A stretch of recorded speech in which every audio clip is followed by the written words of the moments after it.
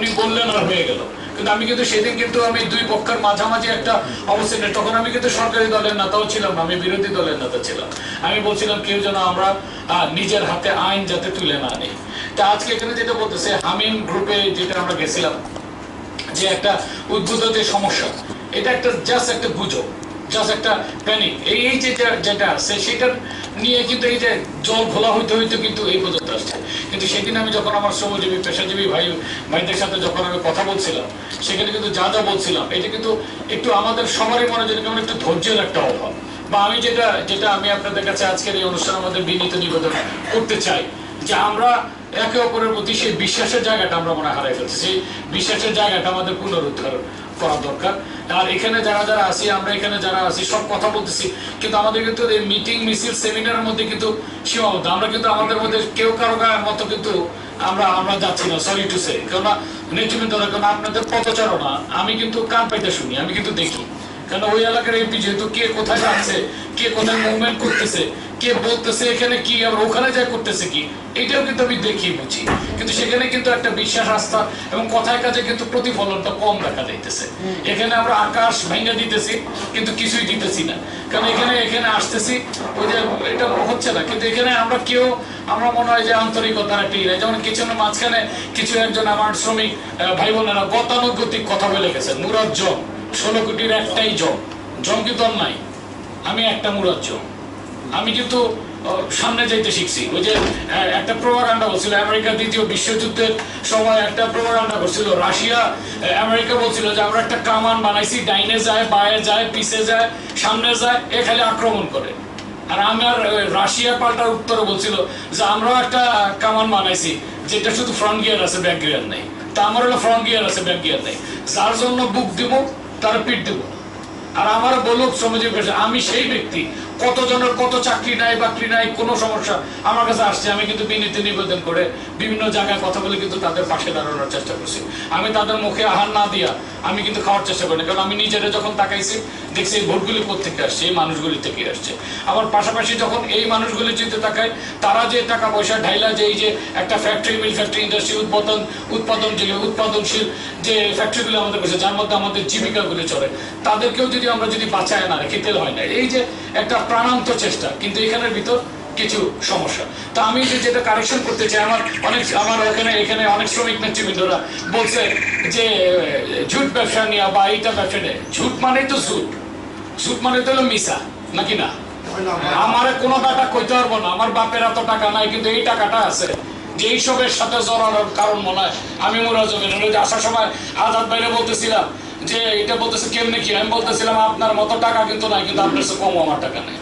আমার বাপ দাদারা যা আছে, আর আমরা জমি জমা বেচছি বলে ফ্যাক্টরি হয়েছে, আর আমরা ফ্যাক্টরি হয়েছে বলে শ্রমিক ভাইরা ঢুকছে, আর আমরা ঘর বাড়ি করছি বলে ওরা থাকতেছে। তাই একে অপরের সাথে কিন্তু আমরা সম্পৃক্ত।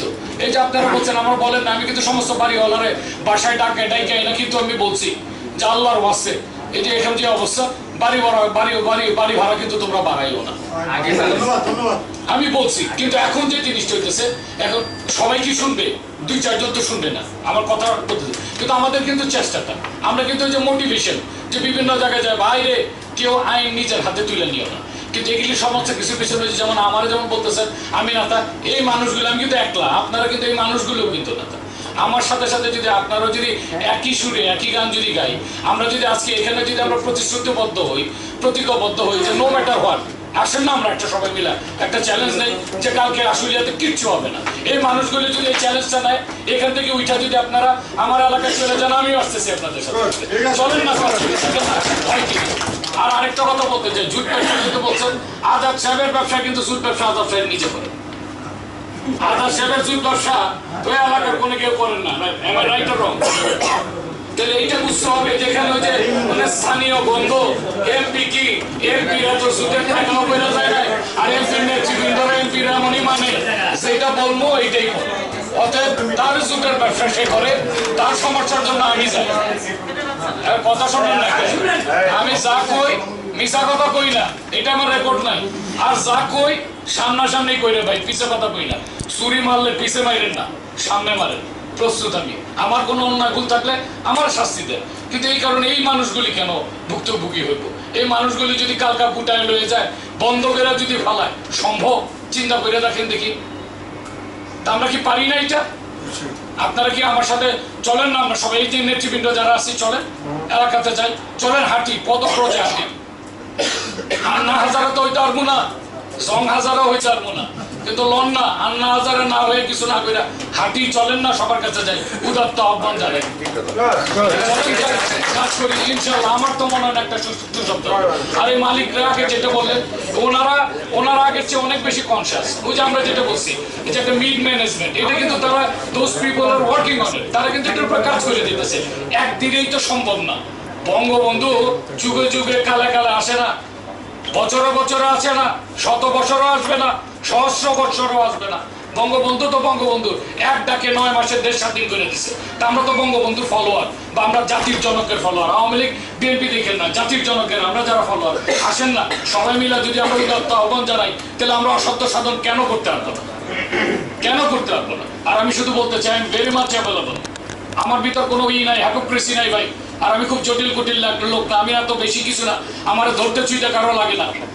আমি বাংলাদেশের ইতিহাসে স্বাধীনতার পর সর্বোচ্চ ভোটে নির্বাচিত এমপি, সর্বোচ্চ। আজকে অনেকে অনেক কথা বলছে, আজকে মন্ত্রী হওয়ার কথা আমার, মন্ত্রী আমরা হইতে পারি নাই, তাতে আমাদের কোনো হীনমন্যতা নাই, আমাদের কোনো দুঃখ নাই। কিন্তু প্রধানমন্ত্রী যিনি আছেন, তার নেতৃত্বে আমরা কাজ করে দিয়েছি। তা আমারে ভোটগুলি কারা দিছে? এই শ্রমজীবী পেশাজীবী মানুষের ভোটগুলি তো। এই যে আমার এই যে ভাইয়েরা যারা আছেন, তারা কি ঈশ্বরই নাকি? ওই যে কি মা দুর্গা 9 হাত, জানিস ভাই যে 9টা ভোট দিছে নৌকায়, একটাই দিছে। আর আপনারাও একটাই দিছে, সবাই তো এক জায়গায়। তো আমার ঠেকাটা কোন জায়গায় আপনি বুঝছেন? আমার যদি ভোটার হইতো 2 লাখ, তাহলে বলতাম। এখানে অনেকে বলতেছে শ্রমিক আছে 5 লাখ, আমি দেখি 50 লাখ। দৃশ্যমান ভোটারই তো আছে আমার 10 লাখ। অদৃশ্যমান ভোটার যারা ওই যে সেদিন আমার মাননীয় মন্ত্রী মহোদয় কইছে, তোমার ম্যাক্সিমাম ভোটার তো আমার এলাকায় আছে, আসলেও যায়। আমার ওখানে ভোট কাস্ট 68%। কই গেছিস? মোশাররফ সাহেব আমার বিআই লাগে, তালই লাগে, বাইগনা লাগে, মামু লাগে, রাজ্জাক সাহেব লাগে, তোফাইল সাহেব লাগে, আমু সাহেব লাগে, সব জায়গা ওই এলাকায়। ওই ইসরাফিল সাহেব লাগে, মানে বলতেছি আমি তো পাই না। ওই ভোটগুলি পাইলে তো আমি এমন একটা রেকর্ড হইতে 4 লাখ ভোট পাইতাম আমি একলাই। আমার কথা আমি যেটা বলতে চাই যে আমি রেডি। আপনারা কোনটা বলবেন? মাটিতে বসে আপনাদের লোকে কথা কইতে হইব, এটাও রাজি। আপনাদের লোকে যে আন্দোলন সংগ্রাম করতে হইব, ওইটাও রাজি। কোনটা করতে হইব? ন্যায় সঙ্গত দাবি দেওয়ার জন্য যদি আপনাদের কথা কেন নিজ হাতে আইন আমরা তুলে নেই? এটা তো মালিক পক্ষরা প্রস্তুত।